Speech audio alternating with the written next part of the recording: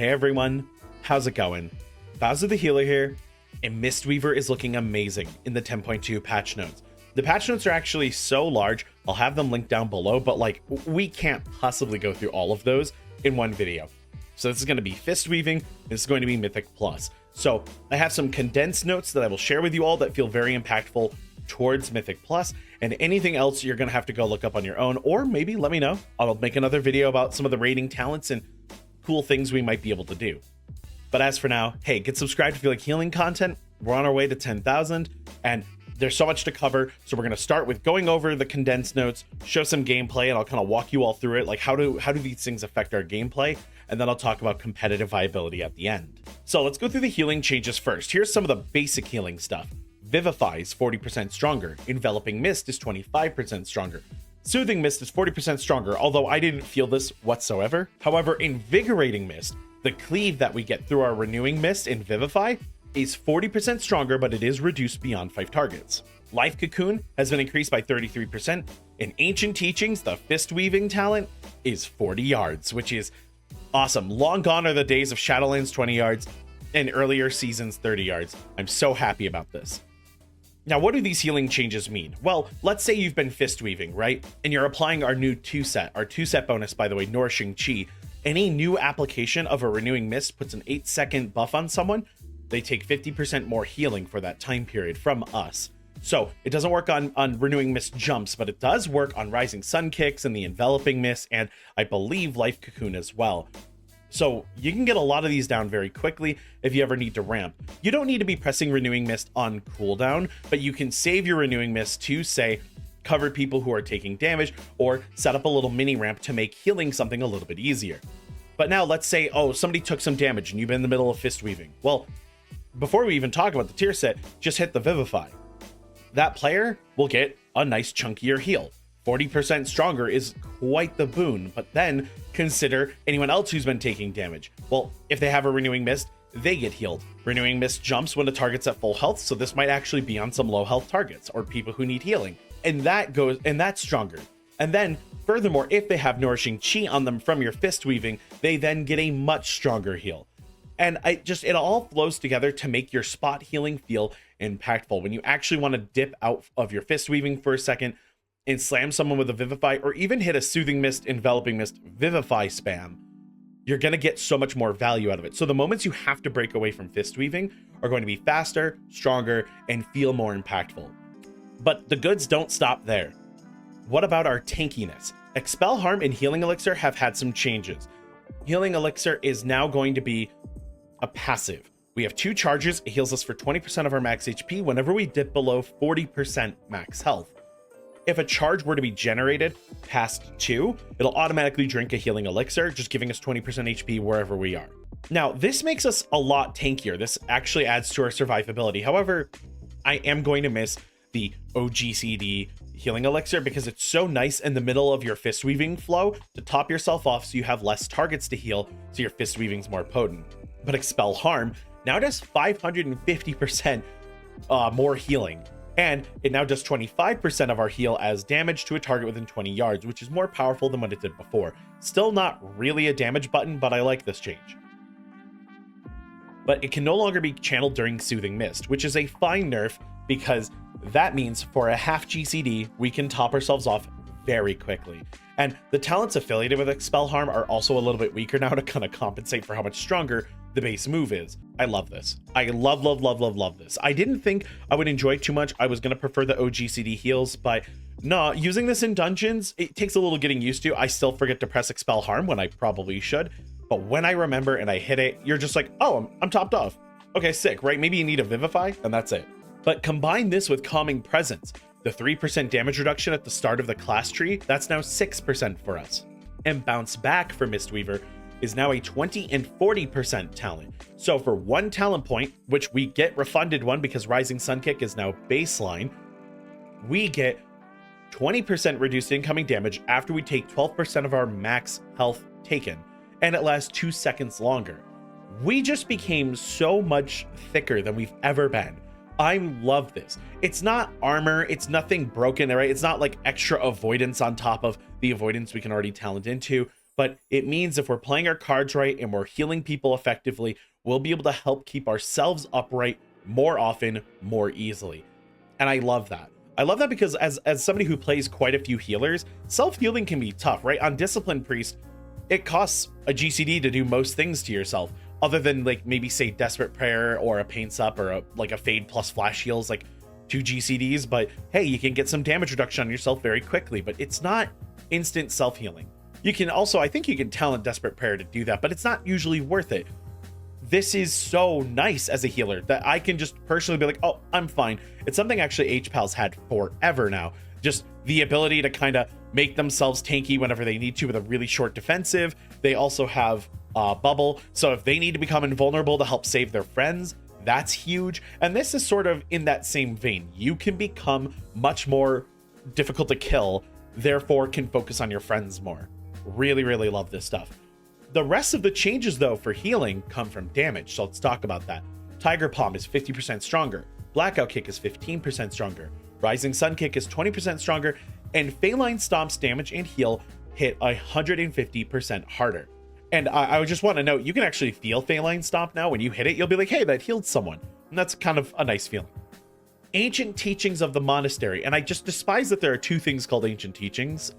Why? The Blackout Kick stacks can go to 4. Before it went to 3, and you kind of only hit 3 if like it was an accident or like you were prepping before a Chi-G. It never felt worth it, but at 4 stacks, it is incredibly worth it. So you can still go Tiger Palm, Blackout Kick while on a Feline, but it is less damage and it is less healing. There are going to be moments where you want to clutch heal someone immediately, and that might be your play, and that's totally fine. I would maybe do that 10-15% of the time, maybe even less if the dungeon's going smooth. But stacking it up to 4 is simply better because it's 1 GCD per 2 stacks of Blackout Kick. If we could stack it to 6, we'd be going all the way to 6. But the only other time that you might want to stick to 2 stacks is, say, Chi-G. You might be using Chi-G and wanting to get a ton of Gusts of Miss, and therefore 2 stacks of Blackout Kick is totally fine for that, to get some quick enveloping and some quick Gusts of Miss. This change is big. More damage means more healing, and everything about this feels a lot better. Also, healing tanks is noticeably stronger with this. When it's just the tank taking damage, it feels like you're actually pushing their health bar up, and I really like that. Spinning Crane Kick now is kind of only worth it in, I want to say, like 5 targets. If you want to just slowly heal everyone up, you can just spin on 4 to 5 targets, although I think it is more damage officially at 5 targets now, as opposed to being it's better at 3 targets. But it's still the best in slot when there's like tons of mobs and you can just cleave heal everyone, have Chi-G rolling and just heal like a crap ton. Yeah, the Spinning Crane Kick is still best for that. However, if 1 or 2 people are hurt, you're going to still want to swap off Spinning Crane Kick to the standard Fistweaving. So in those moments where there's like a bazillion targets you could be cleaving off of, but you want more direct potent healing into 1 or 2 people, swapping to Fistweaving is still a good idea. I love this. There's more granularity added to our kit. We have more flexibility with our heals. However, you do more damage and healing. It feels excellent. Now, how does this actually look in a pull itself? Well, for this example, the door gets shut on me in a Waycrest 23 Fortified. That's new. Tank starts dying, so the first thing I do is I throw a cocoon on them. It's stronger now, and you can see that shield is massive, but I also pop Chi-G in addition because I just want to make sure I can heal us through this very hard heal check. These mobs hit like a truck. Unfortunately, I have threat maybe from healing, maybe from how I ran in the room, but so does the Druid. The Druid doesn't pop any defensives, and they get flattened before I can actually get my cursor over to them. That's a little tragic. Every time I'm about to move out, though, notice that I'm trying to hit Renewing Mist. I get one on myself here, and a Vivify puts me all the way to half HP. That's the kind of thing you get to do now. When you drop out of combat, you have to move out of an AoE. You can use your Renewing Mist, just take a moment in downtime to prep some players. I try to prep this Demon Hunter, but they seem to have LOS'd me, so I wasn't able to get it to them. But I stabilized with Spinning Crane Kick just fine, and then I swapped to single target healing afterwards to just heal the couple of people who are hurt. And it does a lot of work, actually. Pop a Renewing Mist on the tank as I roll back out, Vivify them, and they're still getting quite hurt. So I go to Soothing Mist, and now I notice other people are getting hurt. So I want to stabilize. So I think to myself, hey, let's hit Shayloons. And thank goodness I did, because right before Shayloons goes off, you'll notice everyone took damage. That is not planned. I had no idea that was going off, but it is, I believe, the Wretch that cast here.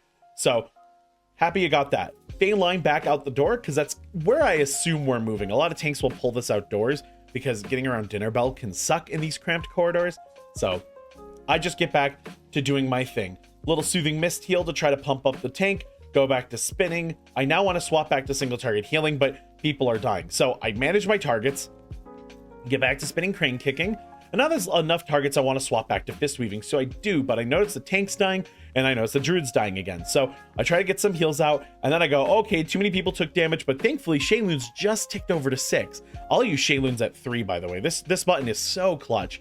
Hit it, we're back to full. Great. Now I hit an Essence Font so that I still have Ancient Teachings, walk back in, slam that Rising Sun kick to get some Renewing Mist out, get that Nourishing Chi, and get that healing. I popped Chi again because I don't actually know why the tank is dying here, but I just figure, hey, I should cover it anyway. Why not? And I thought it might have been that Consecration ended or something like that, but no, they're just getting positively blasted here. And maybe it was some back hits. Maybe they didn't have any Shield of the Righteous or whatever left, which, yeah, I don't blame them. And there you go. 166k healing on a trash pack. A little crazy. And I was hitting 200 something in the middle of that pull. It's a good feeling what you can do on Mistweaver right now. And with just a bit of presence of mind, you can really keep a scenario like that under control.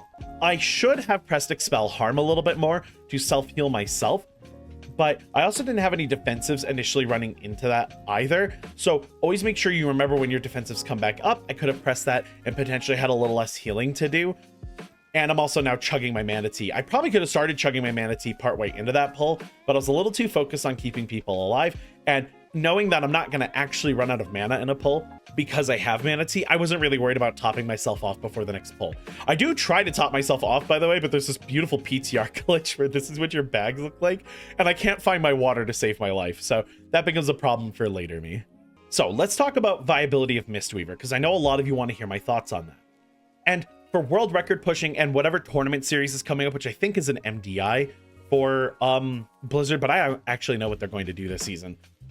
Realistically, I don't think it's going to make the cut. Not because it's not good, not because it's not amazing, but because things like Discipline Priest are good, which means Power Infusion might get taken. Or you might take a Resto Shaman just because of the fact that they bring Bloodlust and Spirit Link Totem. However, if there are some crazy throughput checks where there's some big pulls and Mistweaver is best in slot for it, well, then Mistweaver might actually get picked, right? We need a healing profile where you actually need Mistweaver's insane healing throughput in order to survive. So if that isn't getting hit at a world record level where we would rather have defensives or a barrier or something like that, then Mistweaver could work. But I'm not betting on it showing up in tournament just yet. Even though it does have a lot of good tools that would help in a tournament team, there might just simply be better options with PI still being the way it is. However, that being said, for the 20 and up category, right, even at a 23 here at item level 440, I'm having a pretty easy time healing through it. There's been some deaths, trust me, but it didn't feel impossible at any point in time.